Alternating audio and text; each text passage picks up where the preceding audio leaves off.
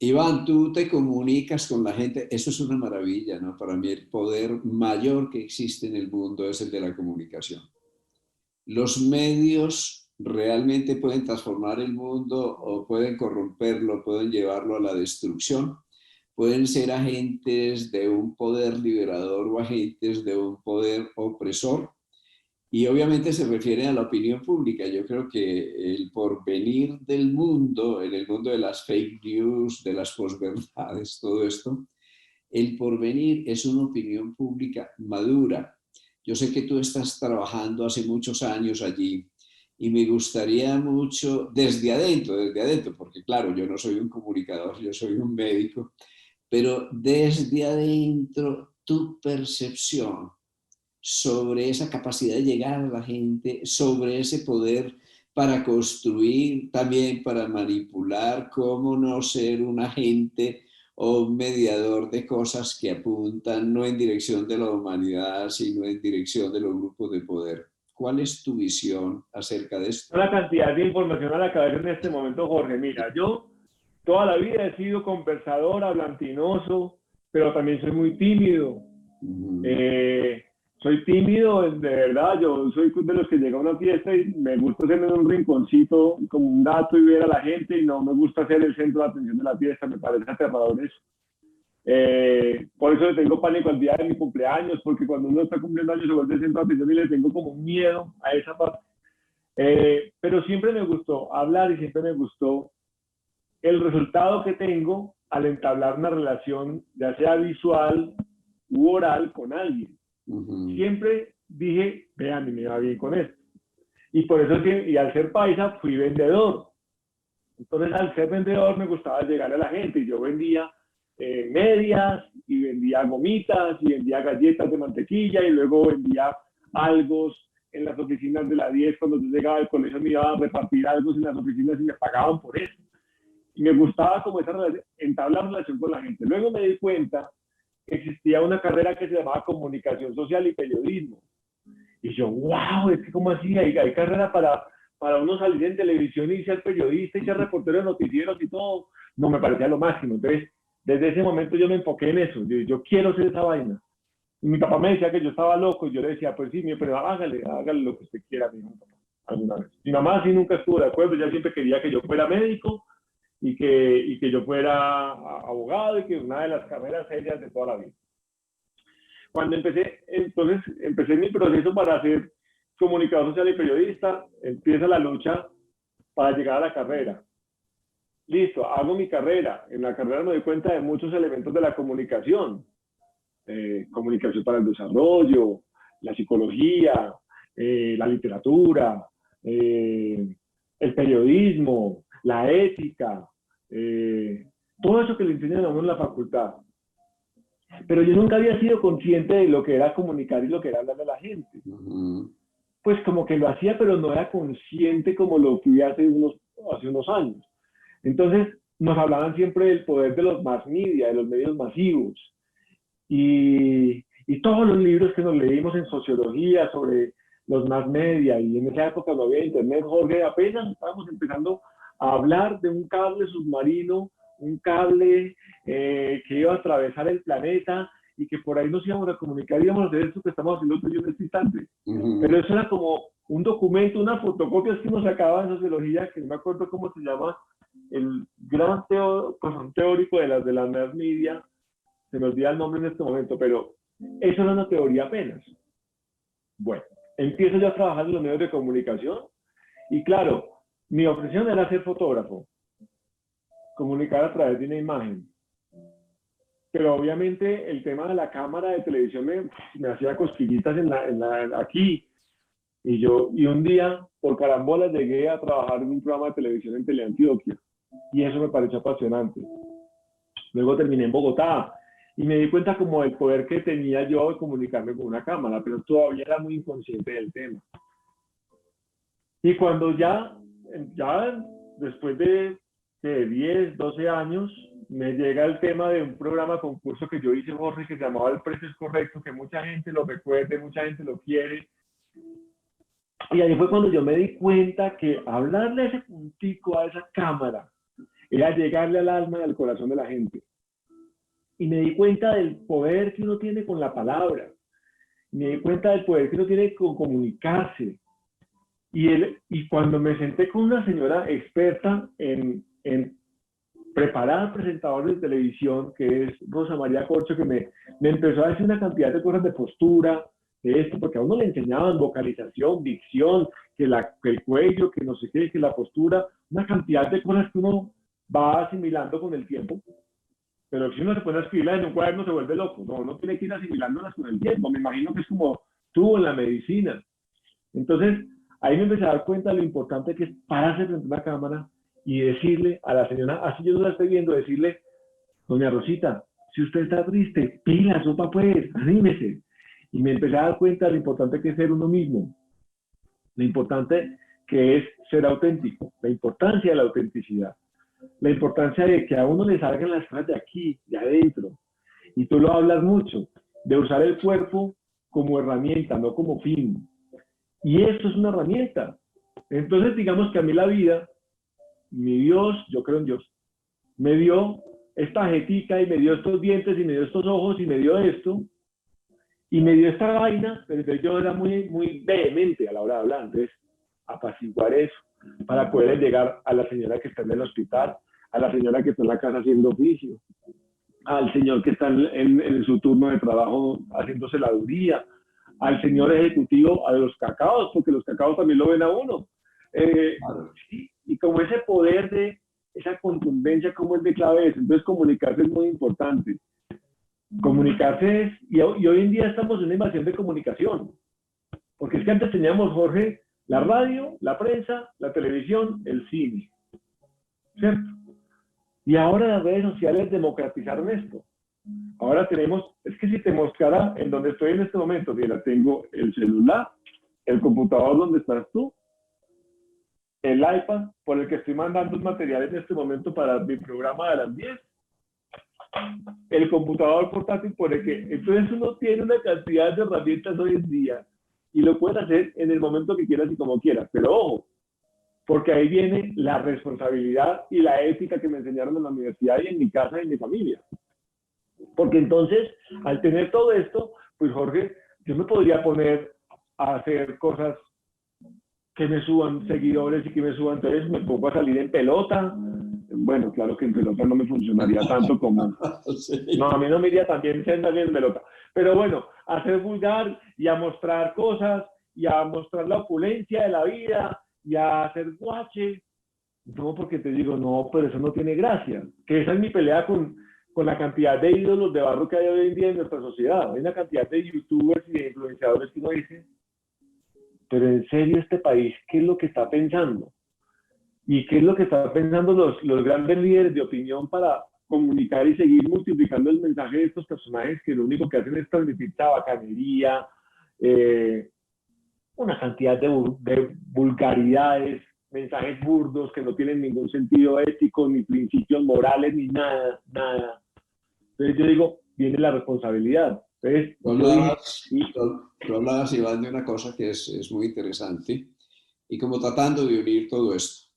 Me interesa mucho porque como tú, yo también fui vendedor, vendía frutas en la plaza de mercado, vendía revistas en Gallinero, en el Teatro Cuba, en mi tiempo. Sí, vendía periódicos, vendía globos, hacía papeletas, me inventaba la vida para poder luego estudiar en la Facultad de Medicina. Trabajaba por la noche para poder ir a los turnos en la universidad, en la facultad. Como tú, también tuve un gran interés por la comunicación y una gran timidez. Yo creo que la timidez hace que uno se interiorice y que lo que no salga afuera sea el actor espectacular y la forma y el maniquí y la apariencia, sino que realmente pueda brotar el ser y que uno detrás de la humildad y la sencillez de la timidez se encuentre con uno, porque es que si uno no se encuentra con uno, no se encuentra con nadie. Bueno, yo te comento porque a mí me interesó mucho la comunicación, el periodismo. De hecho, cuando yo salí de bachillerato me presenté a periodismo, pero también como dudaba me presenté a geología y petróleo, ya saben cómo es la cosa, pero también como dudaba me presenté a medicina y resulta que en medicina empecé a trabajar con cristales, con piedras, con gemas, con medicina vibracional. Empecé a trabajar con la comunicación, Jorge.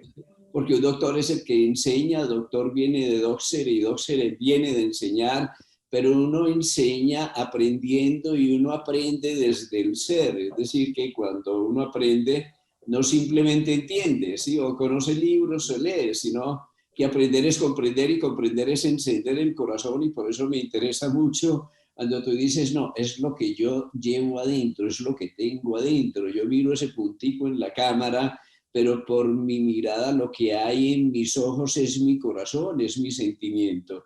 Y está la viejita, o está el empresario, o está el gerente, o está todo ese público. En ese momento yo soy todos ellos, ¿no? Yo soy humanidad y me relaciono desde ese mínimo común denominador que es precisamente la humanidad. Por eso estás hablando de una cosa muy bonita, es la comunicación, ¿no? La comunicación es lo que nos pone en comunión, es lo que nos une, lo que encuentra nuestro lenguaje común, nuestro común denominador, pero si nosotros... Sí. Es lo que nos conecta, Jorge. Claro, es Lo que nos hace dar cuenta de que todos somos iguales a todos. el De que universo. lo de afuera simplemente lo de afuera no existe, pero realmente todos tenemos miedos, todos tenemos fortalezas, todos tenemos debilidades, todos tenemos problemas y todos tenemos ego. Claro. Es una cosa en la que nos identificamos, la comunicación logra que nos identifiquemos, y por eso yo creo que es lo más difícil. Yo, y todos los días me repito, pues pucha, esto fue lo que vinimos a aprender. Qué complicado es comunicarse con la gente. Qué complicado es uno poder dar un mensaje a veces, porque digamos que lo que estamos haciendo tú y yo acá, frente a la cámara, en Zoom, estamos de acuerdo, pero a veces uno comunicarse con un empleado o con un jefe, o con los hermanos, no, eso es muy difícil. O con uno mismo, eso sí que es. O con uno mismo. Porque a veces uno no se entiende, uno está dudando, uno está neurótico, ¿no? Claro, la gente está irritada, está neurótico, está en una guerra interior. Por ejemplo, para nosotros es bien claro que la causa mayor del estrés no es que te va a dejar el bus, ¿no? Eso es un cuento que ni siquiera si vas a alcanzar a fin de mes, ¿no? La causa mayor del estrés es que tú no te entiendes contigo mismo, es que tú estás en una lucha interior, es que tú tienes un debería ser que te lleva al perfeccionismo y a la rigidez, y tienes unos condicionamientos y unos miedos sembrados desde el pasado. Es que tú tienes la izquierda y la derecha, digamos, el masculino y el femenino dentro de ti, que tienes el poeta y el músico que se está peleando con el matemático y con el que tiene que mercar.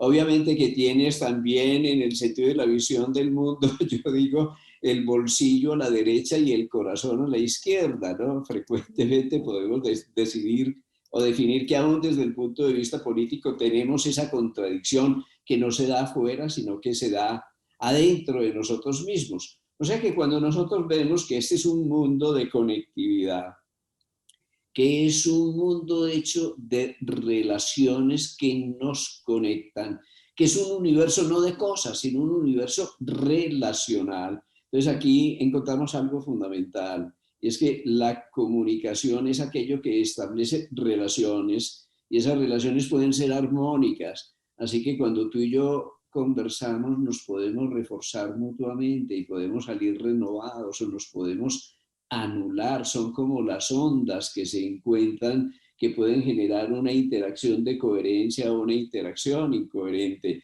Y ese es el asunto del lenguaje. Yo hablo con mi mujer, ¿sí? Y obviamente si yo hablo con mi mujer desde el intelecto y desde el hemisferio izquierdo, no va a entender absolutamente nada, porque ella habla un lenguaje que es el lenguaje del corazón. Entonces estamos en la misma casa y a veces hablamos lenguajes tan diferentes que no nos podemos entender. ¿Cómo nos podemos meter por debajo y tocar la necesidad de la gente? Porque amar realmente es responder a la necesidad. Lo demás son cuentos chinos, ¿no? ¿Cómo yo puedo responder? Tú hablabas de una cosa muy bonita, que es la responsabilidad. Pero la responsabilidad es la capacidad de corresponder a la necesidad del otro. Lo demás es demagogia, porque yo te puedo decir a ti lo que tú quieres oír, pero si yo te digo lo que tú necesitas, aunque te confrontes, aunque te sacudas, estoy respondiendo a tu necesidad, y en ese sentido te estoy amando. Por responsabilidad también es asumir, Claro. asumir las cosas, saber lo que yo estoy transmitiendo. claro. Cuando yo soy responsable, yo sé que lo que yo te estoy diciendo, lo que está saliendo de aquí, de este cuerpo, pues es para algo, con algún fin. Bueno, pues hay gente que lo hace con un fin malo, que dice, ah, yo solamente quiero que se multipliquen los seguidores. Te estoy hablando como en puro lenguaje actual de millennial y Claro. esto de gente millennial. Ah, es que yo solamente quiero que se multipliquen los seguidores y conseguir plata y conseguir patrocinadores para que esto se mueva a la caja registradora. Bueno, si ese es tu fin y tu objetivo, ahí, cuando tú dices responsabilidad, para mí responsabilidad también es como asumir las cosas. Yo soy responsable y digo, ¿yo qué quiero que la gente haga? Así tenga poquitas conexiones. Ah, yo quiero leer sobre el amor. Y lo que nos trajo a sentarnos aquí a ti y a mí es el tema de la muerte, que es un tema tan impactante en nuestro mundo occidental y en nuestra sociedad. Es como el tema de la muerte le llega mucho a la gente. Y yo, ese es un tema que le gusta, que me parece que es chévere hablarle, porque la gente lo necesita. La gente está como ávida de esa información. Entonces también es como buscar la gente que quiere oír, la gente que necesita, ¿no? Aquí hay una cosa muy importante y es que la vida está hecha de muerte, ¿no? Eso parece paradójico, como nosotros vivimos de contrarios, creemos que la muerte es lo contrario de la vida. Sin la muerte no puede existir la vida, sin la muerte no puede existir el nacimiento. Si nosotros lo miramos a nivel biológico, estamos cada segundo, hay 800.000 células que se están muriendo. Afortunadamente, porque están abriendo espacio, son células fatigadas, cansadas, degeneradas, que necesitan abrir espacio a células nuevas, de tal manera que la muerte es para mí la ciencia del vacío, y cuando hay vacío, nosotros podemos alcanzar la plenitud. O sea que la muerte no es la gran muerte, la muerte del cuerpo físico como tal, ¿sí? Y la muerte es un proceso permanente. Digamos que vivir es como respirar. Tú inspiras, naces, tú expiras, mueres, y eso está sucediendo cada segundo, cada instante, ¿sí? Que morir es como dormir, ¿sí? Es decir, que tú te conectas y te duermes y hay algo de ti que se desconecta, ya realmente no estás en la conciencia de tu cuerpo físico. El sueño es como una pequeña muerte. ¿Qué me ibas a decir, Es Iván? que yo te oigo eso y yo apunté eso que estás diciendo. Y hay una frase que me pareció impresionante. Lo que parece que decirlo es muy fácil, pero cuando llega el momento no es tan fácil. Entonces, claro, hay que prepararse, hay que estudiar para eso. Estudiar es concientizarse de eso. Yo te voy a decir, así como decías, morir diariamente. O sea, esa parte, morir cotidianamente. Morir cotidianamente es desapegarse a todo, es saber que nada existe, que nada es de verdad. No, no, esa es una muerte dramática, sí. Eso es un salto mortal, ¿no? Porque tú no te puedes desapegar de tu mamá, ni de tus hijos, ni de tu señora. Sí Y ahí va Jorge. se puede desapegar, ¿no? Pero el desapego es que si tú no te desapegas de un gramo de azúcar más, si tú no te desapegas de este cigarrillo, si tú no te desapegas de esta falsa necesidad, de este placer que realmente no necesitas, no te vas a desapegar de las grandes cosas. Quiere decir que el desapego es una cosa que se hace paso a paso, y paso a paso es que tú no puedes dar un salto si tú no das este paso. Y dar este paso es darlo completo. La vida es cuántica, es entera, es íntegro, ¿sí? Es íntegra. Eso quiere decir que para aprender a morir, muere en este momento. ¿Y cómo muere en este momento? Dándote íntegro, entregándote, rindiéndote en esta mirada, en esta palabra, en esta respiración. En este día, si tú sabes terminar un día, es que morir es terminar un ciclo. Entonces tú estás aprendiendo a morir. Si tú sabes dar lo mejor de ti, de todo corazón, estás aprendiendo a morir. Si tú aprendes a dormir, mira qué sencillo, estás aprendiendo a morir. Si tú aprendes a respirar, la ciencia de la respiración es la ciencia del nacimiento y la muerte, y en la pausa entre la inspiración y la expiración, ¿qué queda? Tu presencia, tú, la vida.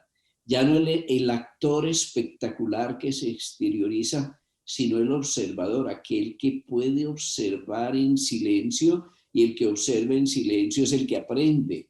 Y el que aprende en ti es el aprendiz, y el aprendiz en ti, el que está aprendiendo, no son tus ojos, no son tus oídos, no son tus sentidos, sino un habitante interior.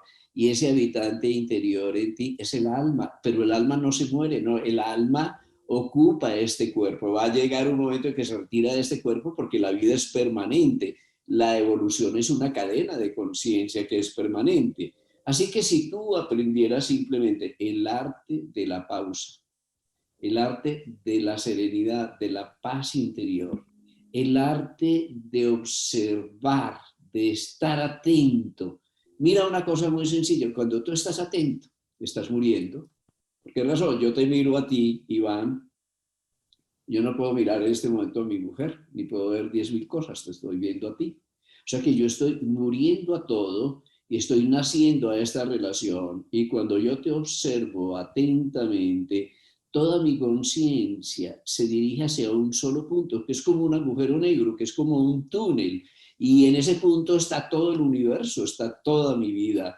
Así que esto es tan simple como un buen ejercicio de la conciencia, en el sentido de la conciencia consciente o de la autoconciencia, que te lleva a tu genuina identidad, es decir, a tu verdadera autenticidad. Porque cuando el ejercicio es una conciencia exterior, tú te confundes con el vestido, con el prestigio, con la recompensa, con la forma, con la apariencia, y entonces te vuelves un mercenario. Y un mercenario es que vives para los likes, o vives para el reconocimiento, o vives para el tener, para el placer, para el poder, para los sentidos, y No, pierdes pero el espere, sentido de vivir. no, Jorge, pero espere que es que ya hay mucha información. Entonces, yo lo que, ahí es donde yo quiero decirle, devolvámonos un poquito Sí, como quiera. a nuestra Sí. cosa. ¿Cuál es la muerte que nos han enseñado a nosotros aquí? No nos vamos para Occidente, quedémonos en Colombia. Uh-huh.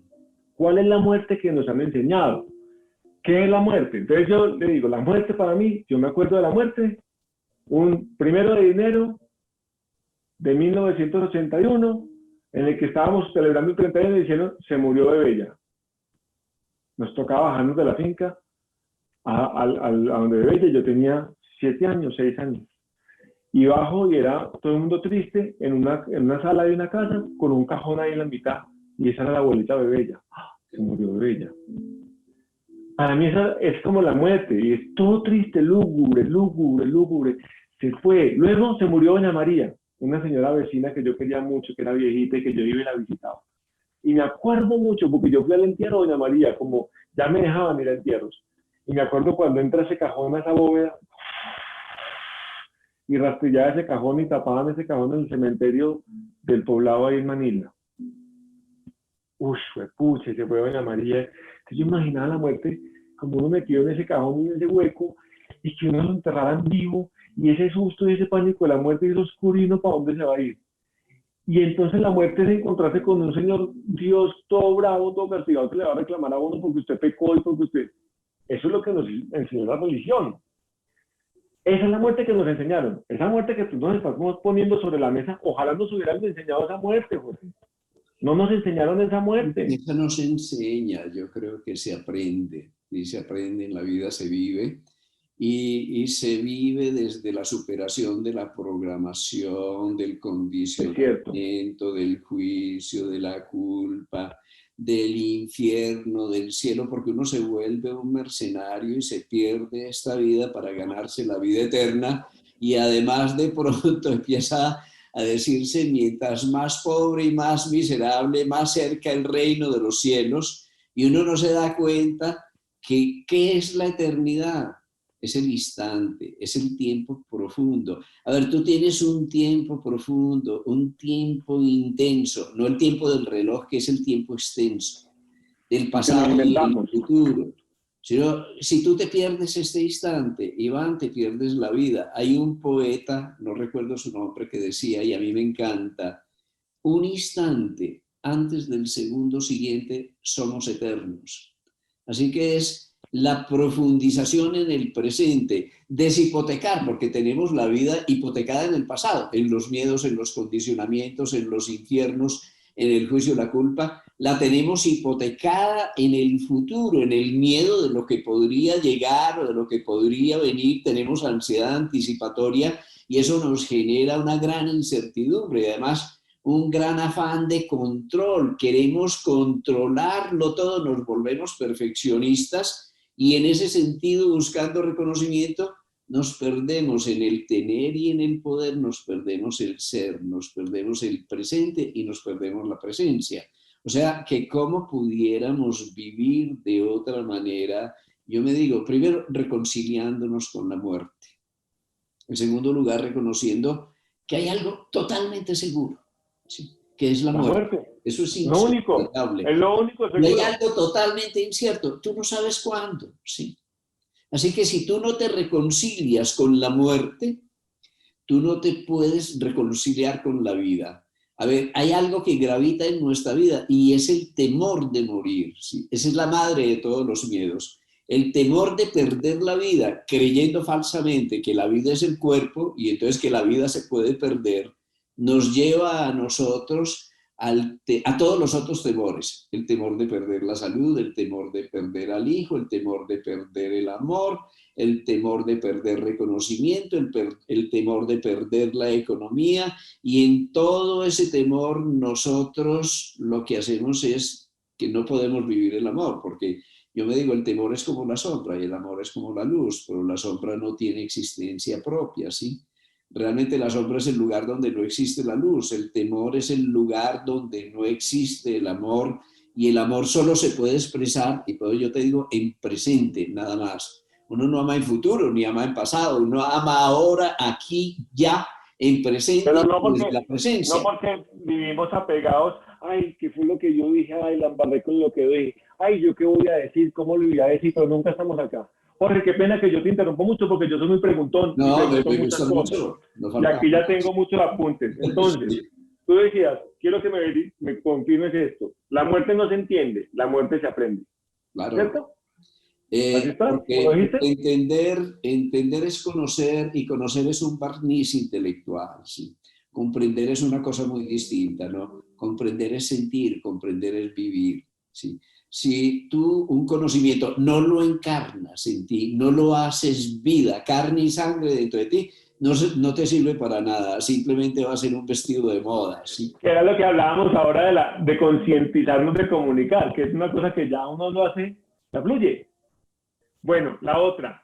Habla mucho de Espérate volverse. un segundito que yo te quiero decir algo. Tú Señor. hablabas ahora de algo que a mí me encantó y es que te enseñaron la actitud corporal, la postura, que uno no se comunica solamente de los conceptos o de las palabras, sino que hay una comunicación que es una comunicación viva y es una comunicación total. Esto es muy importante porque nosotros hemos disociado el pensar y el sentir.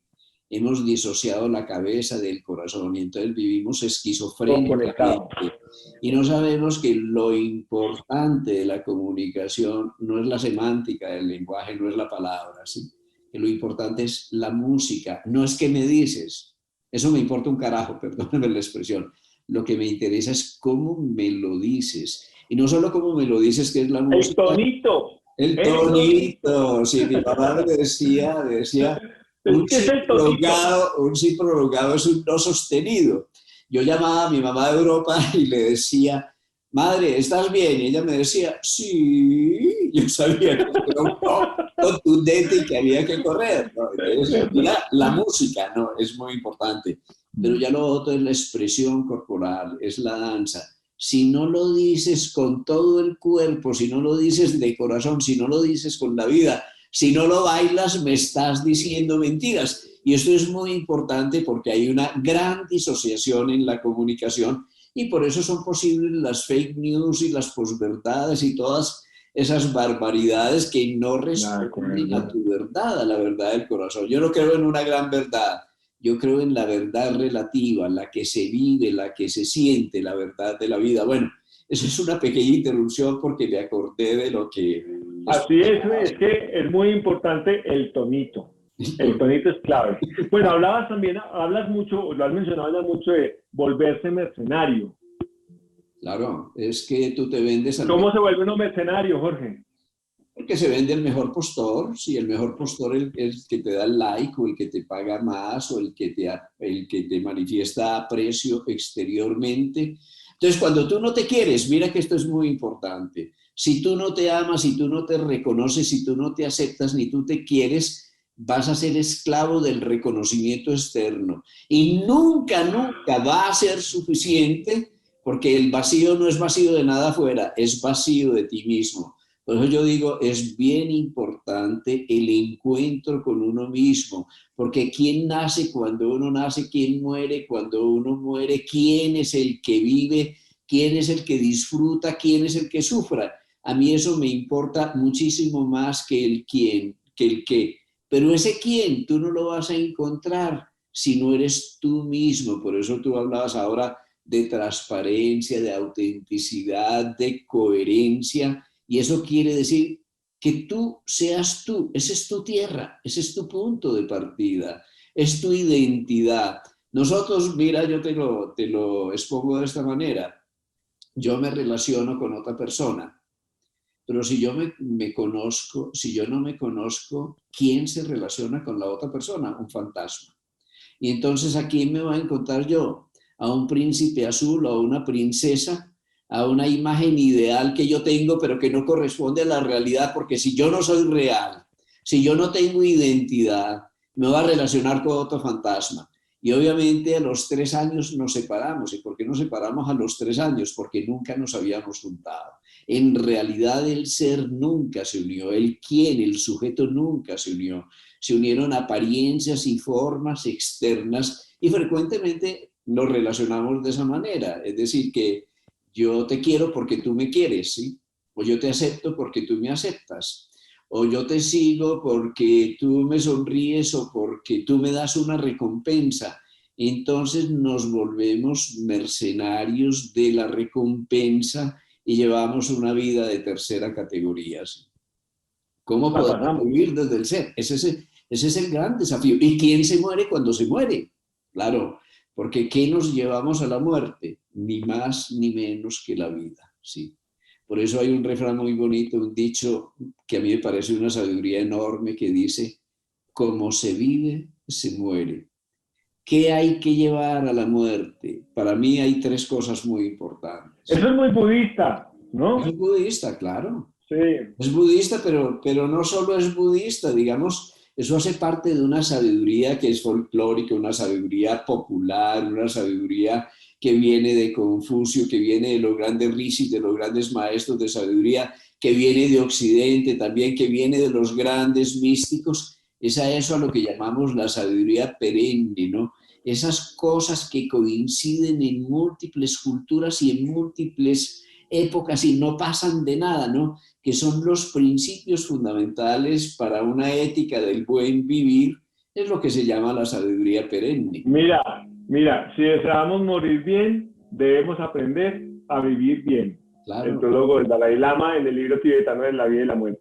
claro, Lo eso que es tú estás diciendo. la vida, lo que te llevas a la muerte es la vida. De hecho, porque la muerte no es lo contrario de la vida. Yo digo que la vida tiene 2 orillas, que son el nacimiento y la muerte, y entre las 2 orillas, esa corriente que llamamos la vida, que es una corriente, está cambiando permanentemente.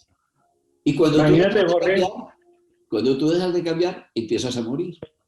La muerte es dejar de aprender nada más. Mira, Iván, una cosa bien interesante, bien interesante. Si nosotros nos vamos a las escuelas de biología moderna, nos encontramos una bellísima definición de la vida. La vida es un proceso que va a ocurrir entre un patrón de organización de información y una estructura, que es el cuerpo. Pero el cuerpo como estructura está al borde del caos, es decir, que la física del cuerpo ha sido en este momento revaluada totalmente. Es decir, nosotros somos una estructura disipativa. Imagínate que el cuerpo es una nube, tú ves una nube y una nube tiene estructura, pero se disipa al momento siguiente. Eso es el cuerpo.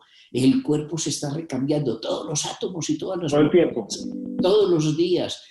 El esqueleto que tú tienes aquí no existía hace 2 años, Iván, ¿sí? Todos sus átomos son nuevos, sin embargo tú sigues siendo Iván, ¿sí? Y buena parte de tus células hace 3 meses no existían, ni las células ni los átomos que los componen. O sea que tú eres un prodigioso edificio que va cambiando sus ladrillos permanentemente, que se va renovando. Es decir, que aún el cuerpo físico se está renovando. Pero mira, volvamos a esto. Tú tienes una interacción, que la vida es relación, y la relación se da entre un campo de información y de energía, ¿sí? Y la estructura del cuerpo. Y esa relación establece un proceso. ¿Y qué dice la biología moderna? Ese proceso se llama aprendizaje. O sea, toda vida es un proceso de aprendizaje. Esto es muy bonito, porque si a mí me preguntan, ¿qué vinimos a hacer? A una sola cosa, nosotros vinimos a aprender. Somos aprendices. Y cuando somos aprendices, somos felices. ¿Y qué es la muerte? Las pequeñas muertes y la gran muerte. ¿Qué son? Son procesos de aprendizaje y nada más. Y ese proceso de la gran muerte lo podemos aprender en vida. Y en vida, en la vida cotidiana. ¿Cómo? Aprendiendo a respirar, ¿sí?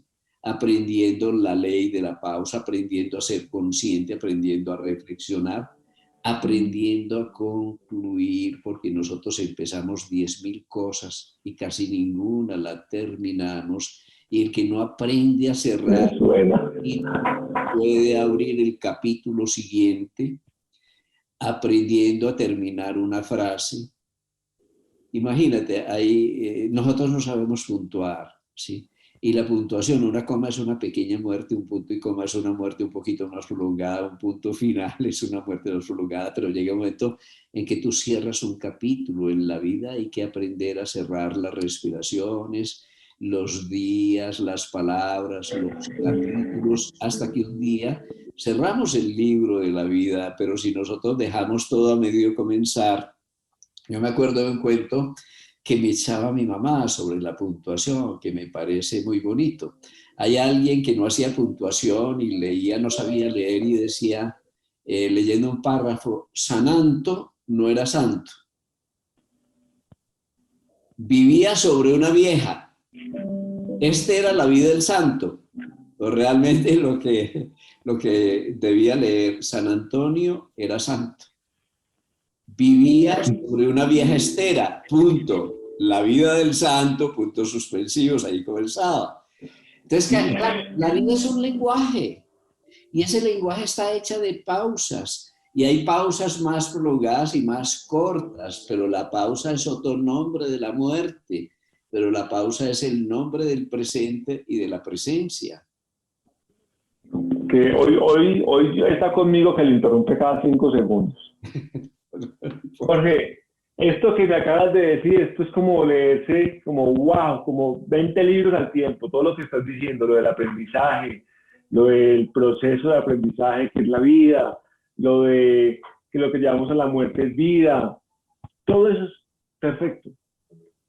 Pero yo me quiero ir como a la tierra, a lo banal. Entonces le voy a poner esta situación. Mi mamá es una mujer de 90 años. Católica, criada con esa doctrina y ese dogma del Dios castigador del antiguo catolicismo, porque yo creo que el catolicismo también ha evolucionado. Ya hoy tenemos a un líder como el Papa Francisco que piensa totalmente diferente a los papas anteriores. Bueno, muchas cosas. Pero es una mujer que se crió en una familia de 18 hijos. Crió a una familia de 10 hijos. Levantó 10 hijos, tuvo 10 hijos. Se formó y vivió al lado de su marido, su esposo. La vida le ha ido quitando, le quitó a una hija de 17 años, le quitó a un hijo de 3 años, le quitó a una hija recién nacida, luego le quitó a un hijo de 51 años que le dio durísimo y luego le quitó a su marido. Ella vivía aterrorizada con la muerte. Pánico. Yo como le digo a mi mamá, Jorge, mamá, tranquila, el papá está bien, él está bien, él está con una abuelita, él está con Humberto, él está con Gustavito, está con Ana Lucía, él está bien, él sigue vivo, No, es que me hace mucha falta. No, pues es que él está aquí. Uno, ¿cómo hace eso, Jorge? Y ese es un caso, como le pasa a mucha gente. ¿Cómo consuela a un ser humano que está en una tristeza absoluta por la muerte? A ver, ¿Qué le primero, dice? aceptar que es que uno no es quien ni para aconsejar, ni para decirlo, ni para hacerlo con palabras. Eso no tiene ningún sentido. Tú estás hablando un lenguaje del intelecto, de lo que has leído, de tu debería ser, de tus convicciones, pero no corresponde ni a su programación ni a su lenguaje. Es lo primero. En segundo lugar, aceptación total. Yo te acepto con tus creencias, con tus prejuicios, con tu dimensión de la religión. Y si yo te acepto así, la aceptación es la primera condición para la transformación. Si tú quieres transformar algo, un punto de partida, acéptalo incondicionalmente. Tú no puedes transformar lo que no puedes aceptar, lo que no aceptas. Entonces tú no puedes ir con tu juicio, ni con tu mantra, ni con tus creencias a tratar de cambiar las creencias de una persona de 90 años, porque entre otras cosas, si tiene 90 años, es que esas creencias han sido fabulosos instrumentos de supervivencia, ¿no? Porque si alguien en el mundo llega a los Es 90 su años proceso. y a mí me dice, llegó a los 90 años y yo a los 90 años llego y le quito el chicharrón. Yo digo, pues, pero si el chicharrón la ha nutrido, ¿sí? Si ella es un ejemplo de que uno puede sobrevivir al chicharrón y no solo eso, sino vivir a pesar del chicharrón. Entonces, en primer lugar, un respeto profundo por sus creencias, ¿sí? Yo, mi mamá tiene 90 años, yo rezo ahora que la puedo acompañar en la pandemia, rezo el rosario todos los días con ella y la acompaño, ¿sí? Mm, Y para mí es igual que si meditara, que si dijera un mantra, porque en el claro. rosario hay cosas maravillosas y ella se siente acompañada y se siente querida. Entonces, lo único que uno puede ofrecer, uno, es su presencia. Y su presencia es su total aceptación y su compañía. Uno no los puede acompañar desde el debería ser o desde las propias creencias de uno, sino la aceptación incondicional.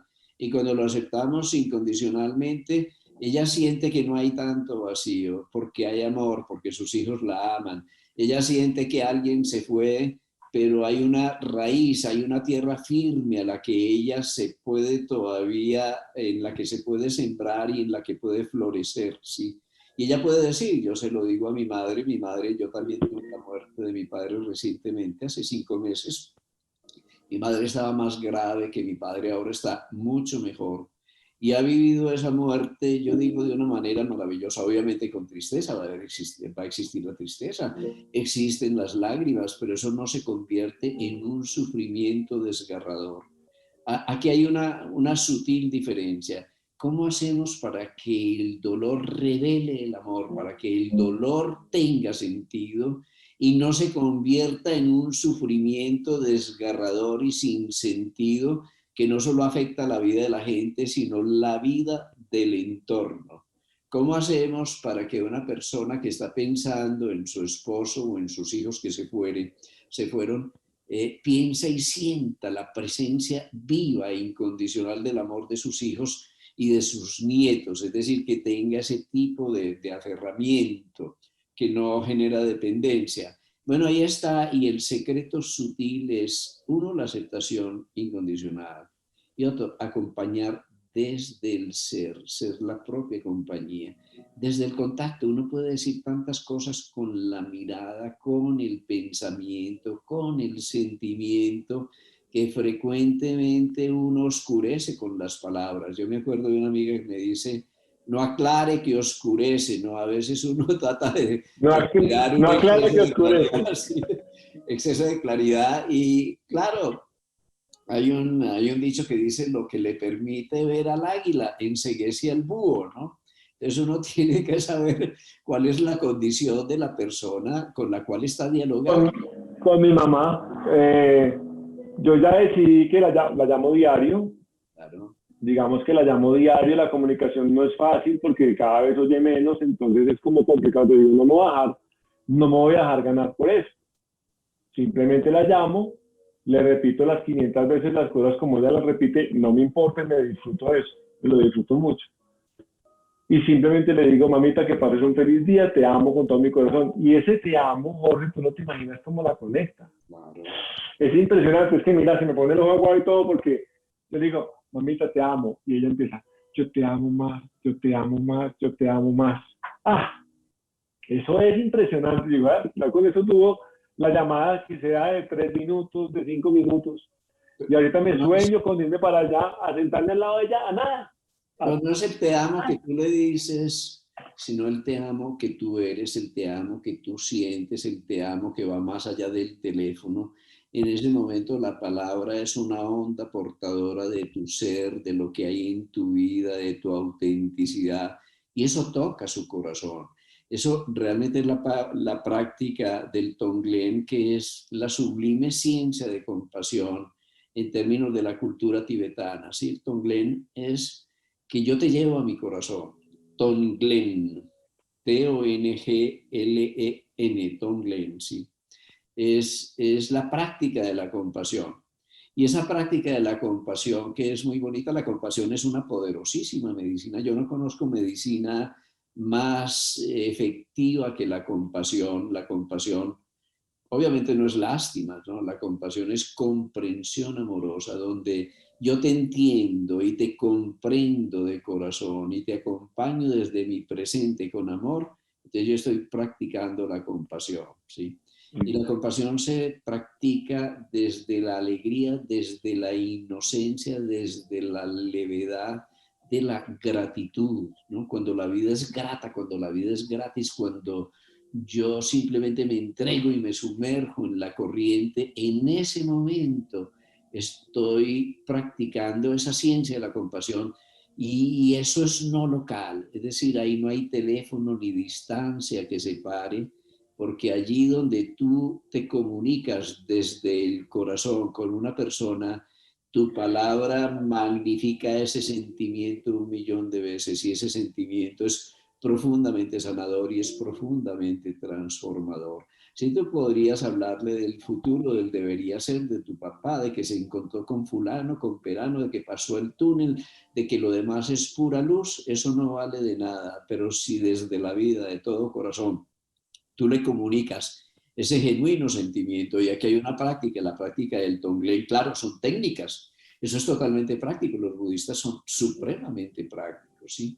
Y la práctica del Tonglen es que tú miras al otro, lo miras externamente, ¿sí? O lo miras con la imagen que tienes interior de él, y lo llevas a tu corazón y lo enmarcas en tu corazón, y te imaginas que el otro no está fuera, sino que está dentro de ti.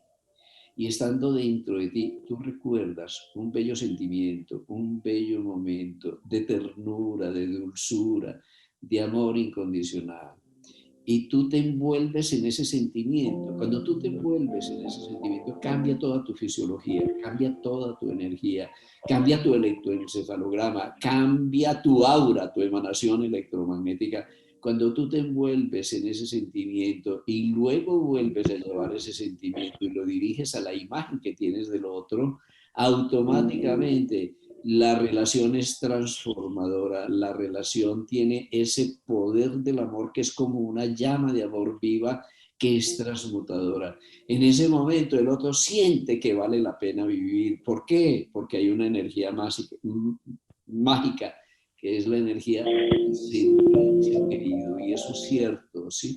Porque tú le puedes decir a tu mamá todas las más bellas palabras, escribirle poemas, llevarle regalos, llevarle flores, nada es suficiente, pero si tú la haces sentir querida, eso es más que suficiente. Y eso es cierto con el hijo, porque al hijo le puedes dar un discurso de ética, pero si no lo haces sentir querido, lo estás haciendo sentir como un zapato, ¿sí? Lo estás haciendo desde arriba. O sea, es de centro a centro, de corazón a corazón. Esa es lo que nosotros llamamos en sintergética, que es lo que hacemos, una relación nuclear. Yo no me relaciono con tu forma, con tu conocimiento, con tu apariencia, con tu personalidad, con tu ego, con el actor espectacular que vive en ti, sino que yo me relaciono con el habitante interior, con aquel que es mi hermano en el alma, que es hijo del mismo Padre, ¿sí? Con tu corazón. Y cuando la relación es nuclear, es de corazón a corazón, es de centro a centro, es una relación profundamente transformadora. Yo digo, es energía radiactiva. Cuando si tú fueras un átomo, yo toco tu núcleo, libero ese potencial de energía radiactiva, que es el amor que hay dentro de ti, y eso tiene un poder transmutador enorme, Iván, enorme, enorme. Así que nosotros estamos muy llenos de fórmulas, del debería ser, del mantra. Yo me acuerdo mucho hay un cuento muy especial, a mí me ha interesado mucho el tema de la muerte, he acompañado a muchos moribundos, he vivido yo mismo, por eso me parece este tema tan interesante, porque yo mismo tuve una muerte clínica y volví, y obviamente el hecho de vivirla y regresar es muy distinto a leerse un libro sobre la muerte y saber el significado de la vida, ¿no? Porque a veces tenemos que estar muy próximos de la muerte para poder aprender qué significa ¿Y hace cuánto fue, Jorge? la vida, ¿no? Eso fue en ¿Hace cuánto fue? 1975. Estaba haciendo mi año rural en el Chocó. Después de salir tuvimos un accidente de tránsito y en ese accidente de tránsito nos fuimos al río, éramos varios compañeros, y yo me vi flotando sobre el carro en un estado de felicidad fantástico, sí, pero yo veía mi cuerpo allá abajo, sí, y veía el cuerpo de mis compañeros abajo también, uno estaba fracturado, tenía una fractura de mandíbula, otro tenía una fractura de fémur, estaban tragando agua y en ese momento yo tuve una visión y es que vi las hijas de uno de ellos que yo no conocía, dos hijas pequeñitas, y en ese momento esa necesidad urgente de regresar al cuerpo. Yo sentí, a ver, como un fogonazo, como un choque eléctrico, ¿no? Como cuando a ti te dan una descarga eléctrica, vuelvo al cuerpo, con mi cabeza rompo el vidrio porque el carro estaba herméticamente cerrado, estaba lloviendo, salgo, no sé cómo, los saqué a todos, yo era el más pequeño, flaquito, yo era muy flaquito, sí, y lo saqué, pasaba una de esas antiguas bolas de la policía que pasaba por ahí como el coche, el carro quedó con las luces hacia arriba, entonces se veía algo que iba hacia la autopista, hacia la carretera. Entonces nos recogieron cuando llegamos a Policlínica, yo recuerdo que le saqué los dientes a uno, hice respiración boca a boca, al otro lo inmovilicé, todo eso, pero cuando llegamos a Policlínica yo era el más grave de los tres, ¿sí? No sé cómo lo hice, no, en ese momento hay algo, hay alguien que va más allá de tu cuerpo, que no es tu energía física, no es tu condición física, que toma posesión de ti. Y obviamente cuando tú lo vives y tú sabes que no eres el cuerpo, mira, a mí me cambió la dimensión del tiempo, del espacio, de las relaciones humanas, de la vida, aprendí a ser feliz, yo era descontento, competitivo, orgulloso, neurótico, perfeccionista, todo ese tipo. Mira, hay un antes y un después. Yo me digo la vida, la muerte, las grandes muertes, las pequeñas muertes que a veces son una enfermedad, un accidente, una separación. Es decir, esos momentos cruciales donde la vida no vuelve a ser la misma, nos pueden permitir la emergencia a otro nivel de la conciencia y eso es realmente lo que ocurre, Iván.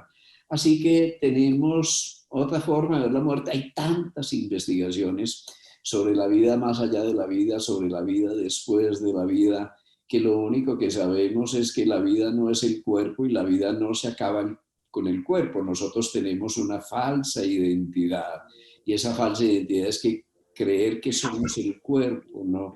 En el ser que somos, nada nunca se puede perder, ni la vida, porque la vida no se pierde, ¿no? La vida es la continuidad de la evolución de la conciencia.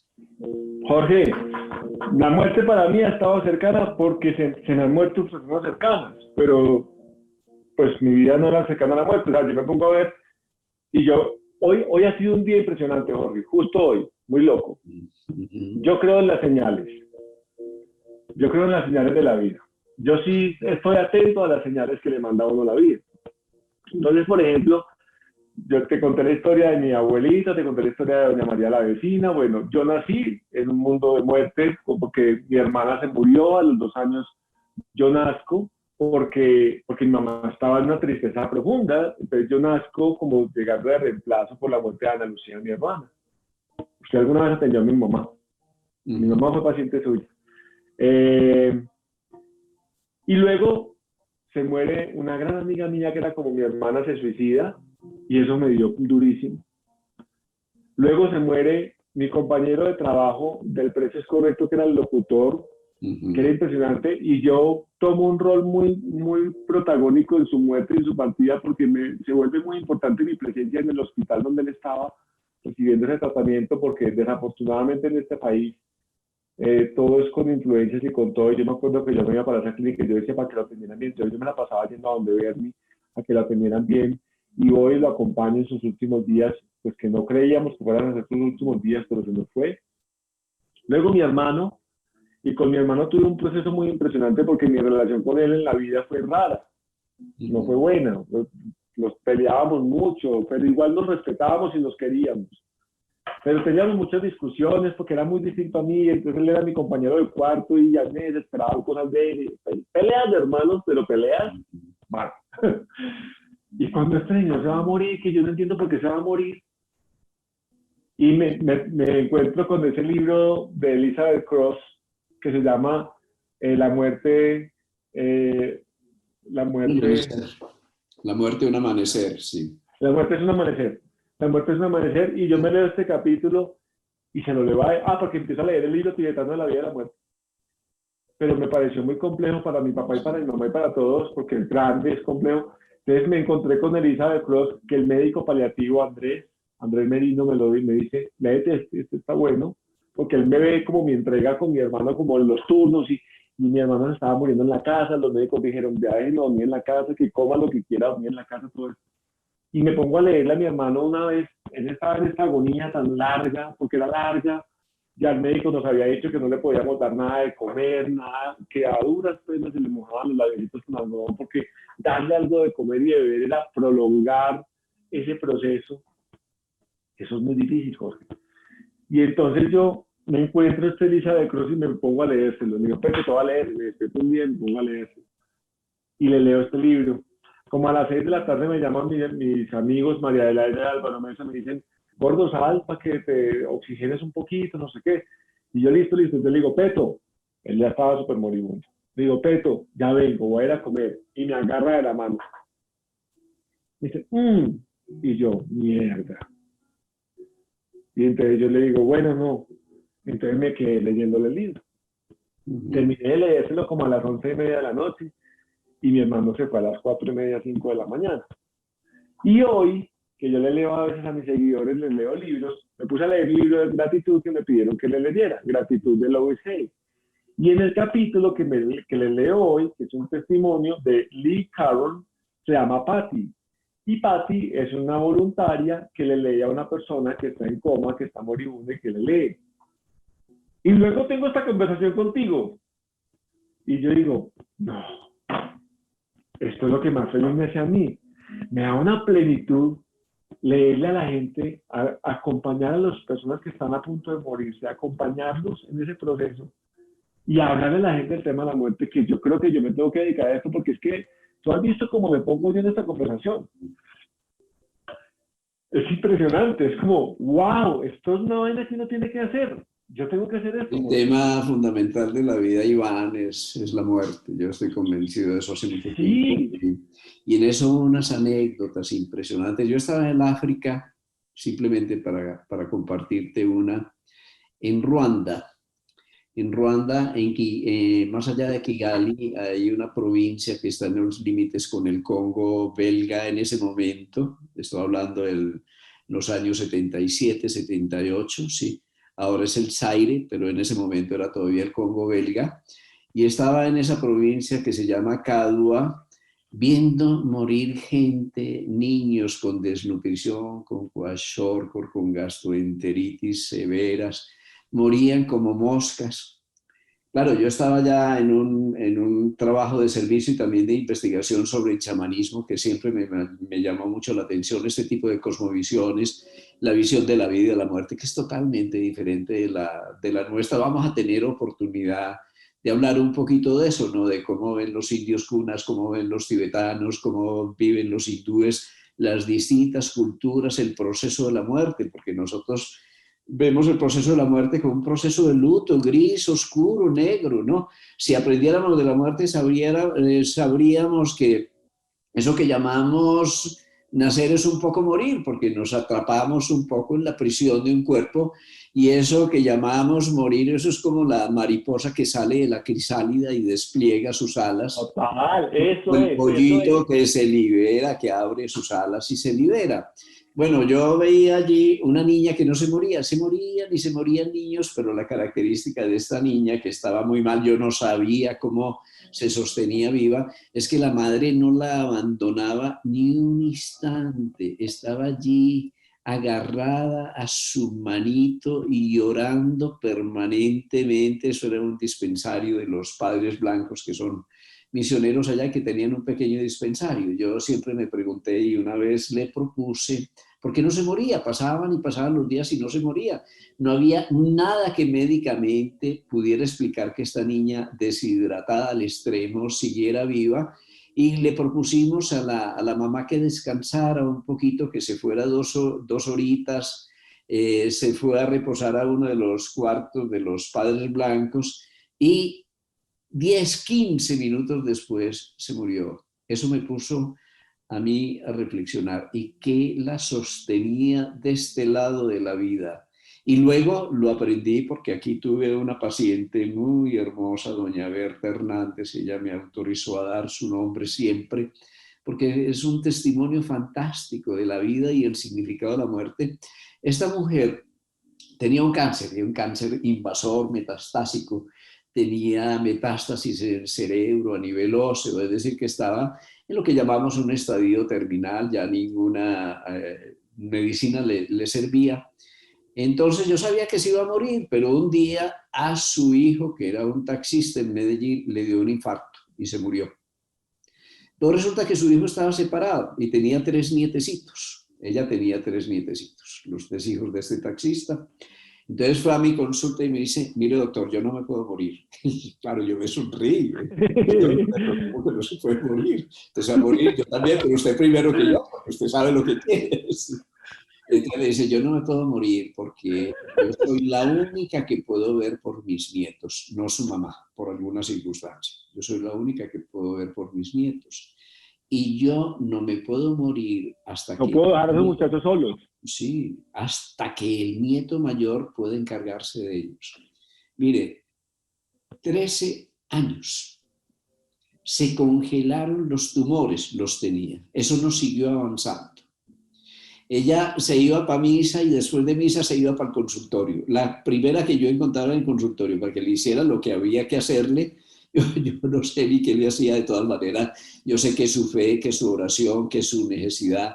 Yo me digo, esta señora congeló la muerte, aplazó la muerte y aplazó la muerte por amor a sus ¡Qué nietos. barbaridad! Pero una ¿Ah? cosa bien interesante, mira, te cuento, el nieto se graduó, el nieto mayor, y una vez que se graduó, se desencadenaron como si alguien hubiera prendido un incendio todas las metástasis, ¿sí? Y empezó a deteriorarse. Yo sé que se iba a morir en ese momento. Yo tenía que hacer un viaje a Europa y al Asia. Me fui, era una cosa de 3 meses. Yo me despedí de ella, la que quería mucho. Creí que se iba a morir esa misma semana. Y cuando regresé, ahí estaba doña Berta. Mira, no era sino ojos y dientes, literalmente la piel pegada al hueso, y estaba allí doña Berta. Y una de las nietas, la nieta del medio, era un hermanito y dos mujeres, la nieta del medio estaba allí. Yo recordé exactamente el cuadro de Ruanda, ¿sí? Con las manos de doña Berta y rezando. Entonces le digo yo, le pregunto, ¿y tú qué haces, mujer? Y dice, no, yo estoy orando. ¿Y cómo oras? Le pregunté, ¿qué dices?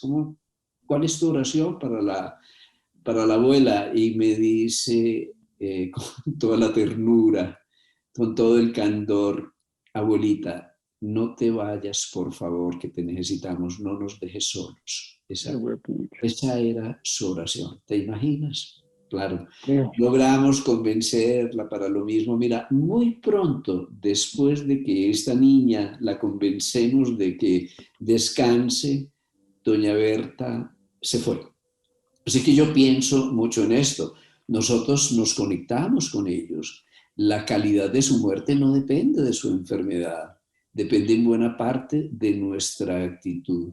Una actitud de apego es desgarradora para ellos, porque ellos pueden haber aceptado la muerte, pueden haber vivido la experiencia del túnel, pueden haber contemplado la luz. Los días que preceden la muerte son días de una conciencia intensa de aprendizaje, son iluminadores, son días donde surge una condición de una sabiduría profunda en ellos. Pero claro, ellos sufren especialmente, no por lo que les está ocurriendo, ni siquiera por el miedo a lo que va a venir después, sino que sufren por el sufrimiento de los que se quedan, sufren por nuestro dolor. Así que nosotros podemos participar conscientemente de la muerte, liberándolos por amor, permitiéndoles, desaferrándonos y resolviendo, no resolver para las últimas horas el tema del notario, una cantidad de cosas pendientes que les van a generar mucho ruido. Es decir, no aplazar las cosas, no dejar cosas pendientes. Que las Eso es cosas, clave. que los notarios, que los del perdón, que los de la culpa, no dejar las lágrimas desgarradoras para los últimos instantes, porque eso realmente los va a... En vida, hermano, en vida.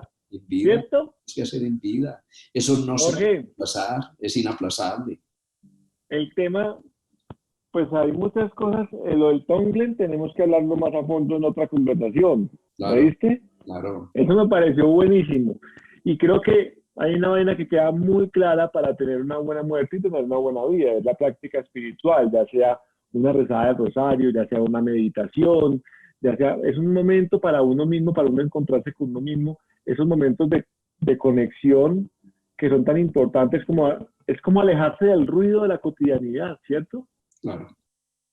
Hay una práctica espiritual, pero la práctica espiritual no es simplemente rezar, ¿no? La práctica espiritual se reconoce en Occidente como mindfulness, es plenitud de la conciencia, Mindfulness. es estar atento, es el presente y la presencia, porque realmente antes de nacer, después de morir y durante la vida, tenemos algo que es permanente y esa permanencia es lo que los budistas llaman la sustancia base, aquello que nos soporta. Digamos que la vida es como el oleaje, pero debajo del oleaje nosotros tenemos un océano profundo y ese océano profundo es un océano de serenidad y de presencia. Y es como podemos vivirlo en el momento de la muerte, podemos vivirlo en la vida y podemos también aprender de esa pequeña muerte que es el nacimiento, porque si hay una vivencia intensa de muerte que nos puede dejar marcados en la vida, es el proceso de nacimiento. Así que yo creo que tenemos esas cosas pendientes. Hablar del nacer como una pequeña muerte, hablar del morir como un gran renacimiento y hablar de la vida como un proceso progresivo de nacimientos y muertes. Jorge, y hay una, pues yo creo que para terminar, hay una cosa que tú dices de, en una de tus conversaciones, no en esta, hoy no lo has mencionado, pero en una de tus conversaciones dices ascender desde el plexo solar hasta el corazón. ¿Cómo se hace eso, Jorge? A ver, en primer lugar, el plexo solar, nosotros estamos separados aquí por el diafragma, ¿sí? El Sí, diafragma une como dos sectores en el ser humano.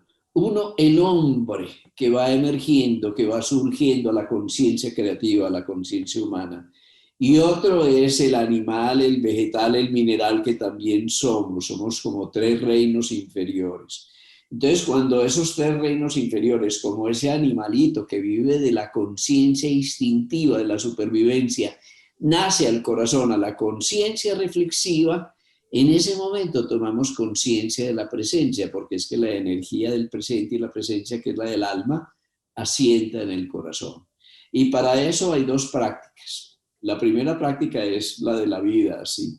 Es cuando nosotros aprendemos a desapegarnos, a desprendernos, a no vivir para el placer y para el poder, para el tener, para el retener. Cuando nosotros empezamos la práctica, no solo del recibir y el poseer, sino del entregar y hacer el vacío, automáticamente en la vida estamos conectando el plexo solar y el corazón, estamos transmutando esa energía, porque realmente el corazón es el que lo da todo, cada segundo, entrega toda la sangre segundo a segundo, no se queda ni con una gota, pero el estómago y los órganos del plexo solar son los que captan y captan y captan información.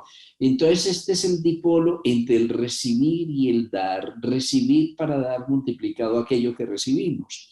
Y en segundo lugar ya hay prácticas, digamos, más avanzadas que se relacionan con dos centros de energía. Es que el corazón no es una bomba, es un gran centro de energía, es un gran magneto, es la energía magnética más poderosa que nosotros tenemos.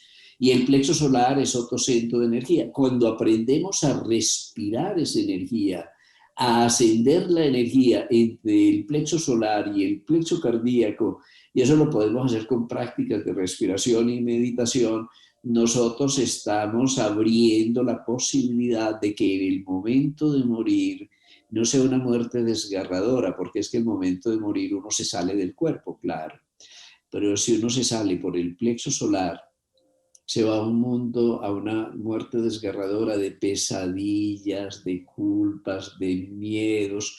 Eso es lo que yo llamo el infierno, eso es una muerte infernal. Pero cuando tú te sales por el corazón, te sales a un mundo de comprensión, de compasión, de amor, de integración. Pero no solo eso, sino que hay otras maneras de salir. Tú pudieras salir por el séptimo centro, aquí por el séptimo chakra, por la cabeza, y si lograras entrenarte para salir a través del séptimo centro, y eso se hace en vida también, o se hace con un buen maestro que te acompañe en ese proceso, entonces tú vas a salir a un mundo sagrado de unidad, de conectividad, de conexión, donde no solo no existe el miedo, sino que existe el amor, pero no solo el amor, sino la plena vivencia del regreso a la unidad que tú eres, a Dios o al Padre, o según la tradición le podemos dar distintos nombres. O sea que mira, hay toda una ciencia del morir que se relaciona con la forma como nosotros nos salimos del cuerpo, porque en el momento de la muerte realmente abandonamos el cuerpo. En la tradición tibetana existe algo muy bonito en relación al conocimiento de las energías. Nosotros tenemos dos grandes esencias. Una es la esencia yang, la esencia paterna, ¿sí? Esa esencia se llama en la tradición tibetana la esencia blanca, ¿sí? Y asienta en la cabeza. Y otra es la esencia roja, es la esencia yin, la esencia telúrica, la esencia materna. Y esa esencia roja se asienta en un lugar por debajo del ombligo que los antiguos conocen como el mar de energía o como el Nantien. Es un centro muy conocido en técnicas de artes marciales y de meditación. Pero esas dos esencias en el momento de la muerte se unen en el corazón, en el centro del corazón. Entonces, dentro de esa tradición se dice el ¿Dónde se yang y el asienta? yin. ¿Ah? ¿Dónde se asienta la yan? La yin en el mar de energía. En ¿Y el la mate, yan? y la yang exactamente en la zona coronal, es decir, en todo el vértice de la cabeza. Tú trazas una línea por encima de los pabellones auriculares y allí donde esas líneas se encuentran en el vértice, ahí nosotros tenemos un punto crucial para los acupuntores, se llama el punto de las 100 reuniones. Ahí hay un chakra, un centro que se llama el chakra de los 1000 pétalos, ¿sí? Y ahí es donde la corriente de la vida que desciende del corazón se asienta también y se vuelve la corriente de la conciencia. Digamos que hay todo un conocimiento ancestral en relación a todo esto, y hay una técnica muy bonita para ayudar al moribundo de parte de quien acompaña que se llama la técnica de restitución. Cómo vivir el proceso con ellos en silencio, cómo acompañarlos. Es decir, yo lo hago en mí mismo. Yo sé que no me estoy muriendo, pero hago como si, no hago un mimo del proceso, y eso lo está induciendo en ellos. Es como un imán, ¿no?, que va magnetizando y va induciendo esos movimientos para que ellos se puedan retirar hacia la luz y hacia la unidad. Y para esto no hay que decir ninguna palabra, simplemente hay que acompañar en silencio. No solo eso, sino que se puede hacer a distancia. No es necesario que yo esté en el lecho del moribundo. Si estoy en el lecho del moribundo, eso es una maravilla, porque en el momento de la muerte es el momento más sagrado de la vida. ¿Sí? Si yo me digo, si hay un lugar espiritual en el mundo, ese es el lecho del moribundo. En el momento en que ya no hay nada para perder, en el momento en que hay la rendición, en que hay la entrega, ya no cuando no hay negación, que es lo primero que ocurre. Después hay lucha, después hay una especie como de negociación, de transacción. Bueno, yo acepto esta enfermedad y esta muerte, pero pongo algunas condiciones, que no me duela, que mi familia esté bien, en fin. Y ya después de eso hay la genuina rendición. Eso es muy bonito. En el momento de entrega surge algo maravilloso. De pronto el paciente se mejora, ellos se mejoran. Y la familia a veces está muy contenta porque creen que se está devolviendo. No, en ese momento en que se rinden, experimentan la energía del alma, ¿sí? Y pueden hablar y se vuelven sabios y bendicen y aconsejan y se despiden con una sabiduría y cambia su semblante de lucha y de miedo por un semblante de amor. Y yo lo veo y brillan los ojos y en ocasiones se esboza en medio de la enfermedad una sonrisa a pesar de todo el dolor. En ese momento de aceptación ya están al borde de ese otro movimiento que es trascendencia. Trascendencia es que ascienden a un nuevo nivel de la ¿Y conciencia. ese momento se puede dar días antes de la muerte o solamente se da minutos? No, se puede dar días antes, Es meses que antes. Hay en gente, las, el proceso de la muerte puede ser tan corto como o unos tan largo. segundos y tan largo como varios años. Sí, eso el bardo, que es el proceso de morir, el Claro. proceso de retiro, es un proceso de aprendizaje y puede ser muy lento o muy largo en función de la necesidad de cada quien. Y hay que respetarlo. Yo tengo a mi madre que hace un año me llamaron de Europa, yo vine porque ya estaba, entre comillas, lista, ya no había retorno posible. Y ella se devolvió y ahí está, aprendiendo su lección y está feliz y está aceptando una cosa con humildad. Y es que puede depender de los otros, ¿sí? Es que puede aceptar. Es que nuestras mamás, como fueron berracas, es que como fueron mamás de esas paisas que se echaron encima Matrona. y sufrimientos, matronas y dolores, entonces ellas son supermujeres y les queda muy difícil recibir ayuda. Si ellas creen que se A los... eso iba, Jorge. Sí, sí. A eso iba. Dos temas.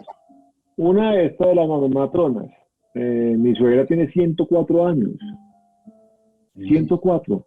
Y Claro. es un apego a la vida. Es un apego a la vida. Es como esas personas que duran tantos años, ¿por qué es? ¿Porque están muy apegados a la vida? ¿Porque No, no tienen algo solo que eso, solucionar? ¿O por qué? no solo eso, hay cuerpos distintos. Yo digo que hay cuerpos que son como robles, que nada los toca, nada los coge y el momento en que se caen de una, se descuajan. Esos son los robles. Es muy interesante porque es que nuestros cuerpos no son simplemente nuestros cuerpos, la energía que la habita es de una calidad diferente. Entonces tú ves personas muy frágiles, yo digo que se enferman de todo y no se mueren de nada.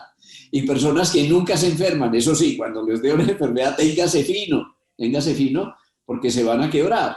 De eso vamos a hablar un día porque ese es un tema apasionante, es decir, la condición de nuestro cuerpo físico, de nuestro campo emocional, de nuestro campo mental.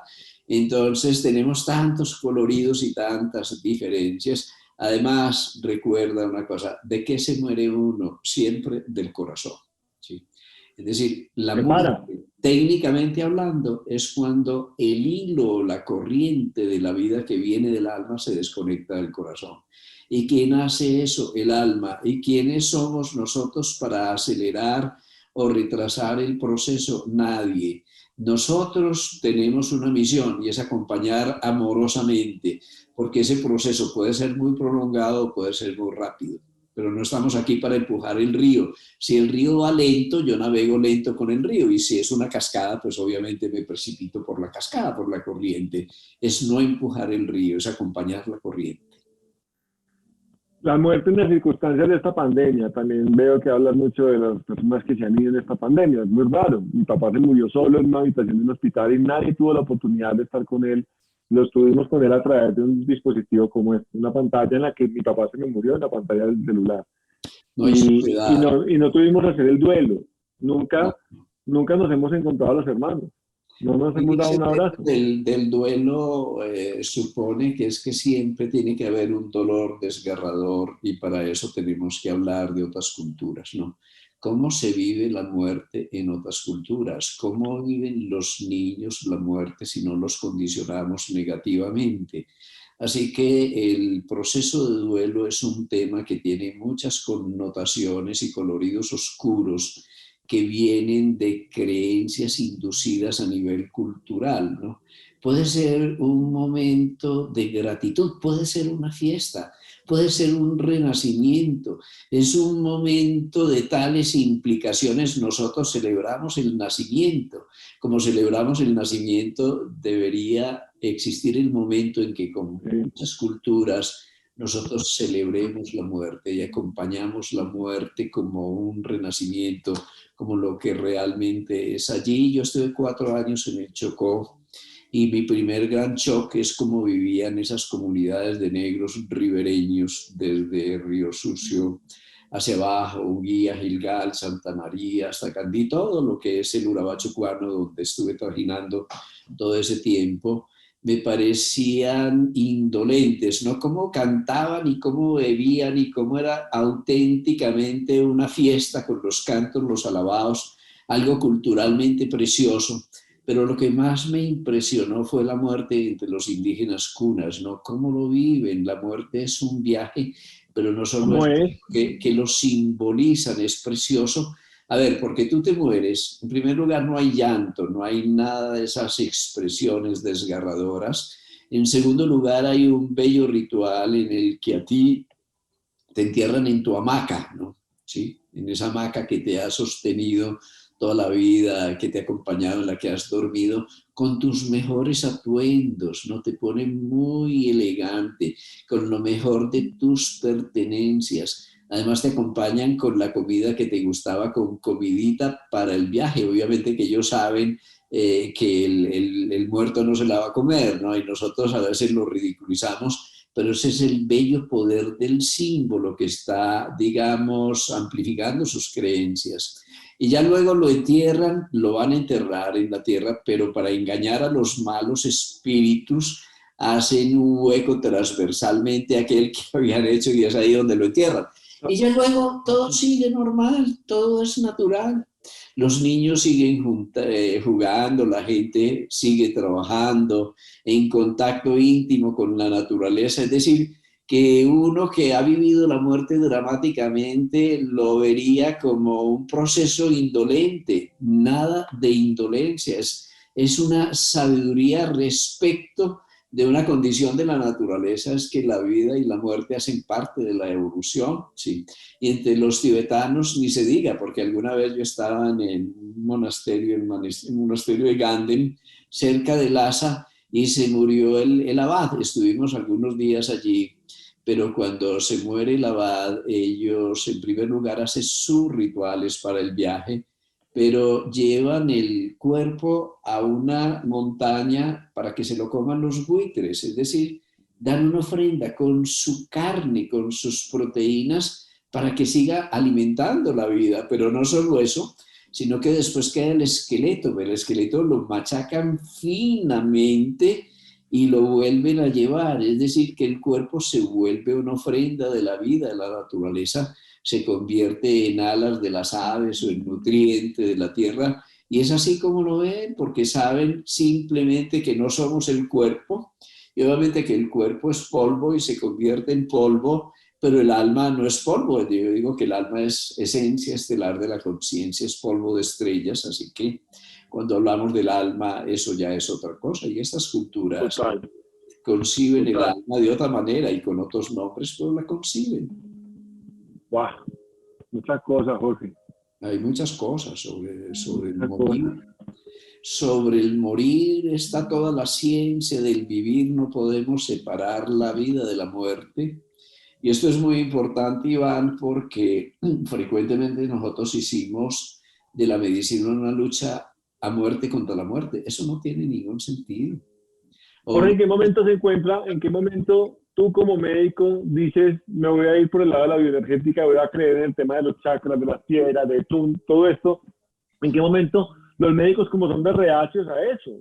Porque además son así. Yo tengo conversaciones con amigos médicos que sí, y yo, pero ¿por qué eso tan cerrado? No, si la vida es todo. No, eso tiene que ser así. ¿En qué momento Jorge Carvajal dice, me voy a ir por este lado? ¿Y cómo fue esa pelea? no, yo no peleé, no, realmente no peleé. Yo toda la vida, a ver, fui hijo de una familia de yerbateritos, mi mamá era partera, le encantaba asistir a los partos, tenía unas manos prodigiosas, un masajito de mi mamá era analgésico, antiinflamatorio, sanador, el sana que sana colita de rana en mi mamá era imperial, yo lo viví desde pequeñito. Y ya Sí. luego, durante la facultad, tuve la oportunidad, claro, yo tuve mucho trabajo social como estudiante y todas mis vacaciones y mi tiempo libre me la pasaba en comunidades indígenas o comunidades campesinas viendo otras cosas. Aprendí terapia neural, acupuntura mientras estaba paralelamente, mientras estaba en la facultad de medicina, porque me llamaban la atención otras cosas sin que yo desdiga de la ciencia. Yo he amado la ciencia, la sigo amando profundamente y creo que la ciencia, la verdadera ciencia, es de una gran apertura, no tiene por qué ser dogmática. Así que un día mi mamá hizo un dolor muy severo en el hombro, un día no, durante meses se quedó el hombro congelado. Yo la llevé a donde mis profesores, yo estaba estudiando medicina, mis mejores profesores, el internista, el ortopedista, mi mamá sufría y sufría y sufría hasta que le decretaron que tenía que hacerle un procedimiento que es una movilización bajo anestesia para poder despegarle el hombro. Yo me atreví porque sabía un poquito de terapia neural y le hice una pequeña técnica de terapia neural y sucedió un milagro. Es decir, que lo que no se había resuelto en la medicina por ningún lado se resolvió con ese pequeño procedimiento que es inyectar un poquito de un anestésico local, no en el hombro que duele, sino en este caso en un diente o en una muela que le habían sacado y que había tenido un absceso. Eso me cambió la vida porque yo viví un milagro, un fenómeno en segundos. Y aprendí una cosa, que es que el organismo es un sistema de circuitos integrados y que una enfermedad puede ser como un cortocircuito y el cortocircuito puede estar a distancia del lugar del incendio. Y así, entonces, me metí en este mundo apasionante de la terapia neural, de la acupuntura, de la auriculoterapia, de la reflexoterapia, de la homeopatía, de las medicinas manuales, y me fui para Europa. Ese es otro cuento muy bonito, porque claro, yo no tenía dónde caer muerto y me fui para el Chocó 4 años. Y no solo para el Chocó 4 años, sino que allá no pagaban, ¿ah? Pero yo estaba en Maniguado, ahí sí, En apegado. la manigua. En Se lo tragó la manigua. Sí, entonces hubo un evento extraordinario. Es como si yo me hubiera ganado una lotería. Hay alguien que aterrizó por esos lares, yo tuve la oportunidad de verlo médicamente, de hacerle algunas cosas que me había enseñado el chamán, el Nele, el indio Alfonso, que fue mi gran maestro allí en Chocó. Bueno, yo hago cuento, muy corto el cuento, el resultado de esto es que yo me pude ir para Europa con mi mujer y con mi hijo y tener apartamento en París y carro allí y una financiación sin ninguna contraprestación para conocer los mejores centros de las medicinas complementarias en el mundo, los centros de acupuntura, de terapia neural. Entonces yo me pasé mucho tiempo allí estudiando todas estas cosas y bien especial, porque cuando yo volví, seguí en Maniguado, me fui para el Chocó, es decir, que yo no me vine a ninguna, volví al Chocó a hacer todo esto, volví a encontrar con el indio Alfonso, pero ¿qué me encontré yo? Pues claro, la complementariedad. Es que nosotros vivimos entre lo científico y lo que no es científico, ¿no? Es que la humanidad trasciende mucho la ciencia, es que la medicina no solo es ciencia, sino que es un arte maravilloso. Es que el arte de curar tiene miles de años. La ciencia de curar es una recién nacida, tiene 200, 300 años después de Descartes.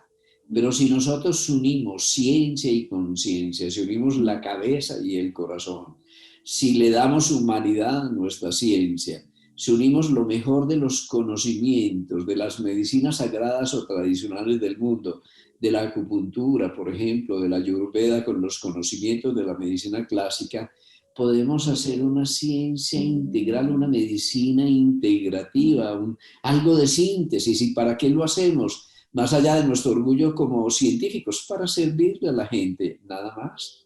Así que Para que vivamos mejor. Para vivir mejor, sí. Nuestra razón de ser son no los colegas ni el comité de mutuos elogios, ¿no? Sino que nuestra razón de ser son los pacientes. ¿Y qué le hacemos a los pacientes? Desde la ciencia, desde el arte, milenario, la medicina, lo mejor que podamos ofrecerles. Pues ahí es donde estamos. Okay.